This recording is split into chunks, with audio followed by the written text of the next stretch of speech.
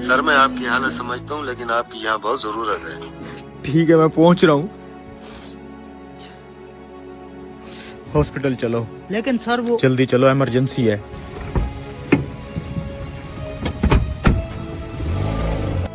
Patient की क्या हालत है? सर बच्चे की हालत बहुत क्रिटिकल है। ऑपरेशन थिएटर रेडी है? जी जी सर, सब कुछ रेडी है। चलो आ जाओ। इतनी देर लगा दी आने में, तुम्हें पता भी है मेरा बेटा कितनी सख्त अजियत में है। वो यहाँ जिंदगी और मौत की कश्मकश में है। तुम लोगों में कोई एहसास जिम्मेदारी है कि नहीं? मुझे अफसोस है मैं हॉस्पिटल में नहीं था। मुझे जैसे ही कॉल मिली मैं जितना जल्दी आ सकता था आया हूँ। और अब मैं चाहूंगा कि आप सुकून से बैठें ताकि मैं अपना काम शुरू कर सकूं। मैं सुकून से बैठूं? अगर मेरे बेटे की जगह तुम्हारा बेटा इस हालत में होता, क्या तुम सुकून से बैठते? अगर तुम्हारा अपना बेटा यहाँ मर रहा होता तो तुम क्या करते? हमारी मुकद्दस किताब कहती है कि अल्लाह कादिर और मुतलक है, हर चीज का मालिक है, गफूर और रहीम है। डॉक्टर किसी को जिंदगी नहीं देता और ना ही किसी की उम्र बढ़ा सकता है। आप आराम से बैठें और अपने बेटे के लिए दुआ करें। हम आपके बेटे को बचाने की पूरी कोशिश करेंगे। बस इनकी नसीहतें सुन लो, चाहे उनकी जरूरत हो न हो।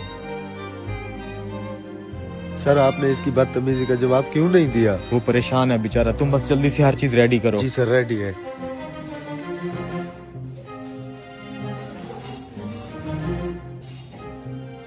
पता नहीं क्या हो रहा होगा मेरे बेटे के साथ। सिर्फ इस डॉक्टर के लेट आने की वजह से अंदर मेरा बेटा तड़प रहा होगा।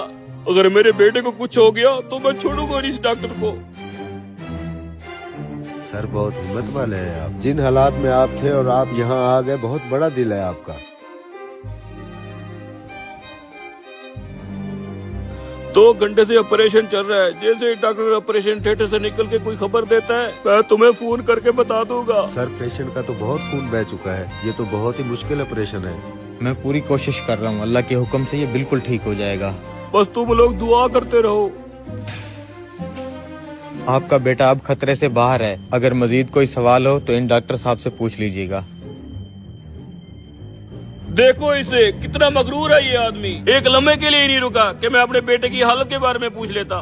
बस करो भाई। कल डॉक्टर साहब का बेटा ट्रैफिक हादसे का शिकार होकर फोत हो गया था। जब डॉक्टर साहब को हमने तुम्हारे बेटे की खबर दी तो वो अपने बेटे की तदफीन की तैयारी कर रहे थे। अब जबकि उन्होंने आपके बेटे की जान बचाने का फर्ज अदा कर लिया है तो अपने बेटे की तदफीन के लिए चले गए हैं।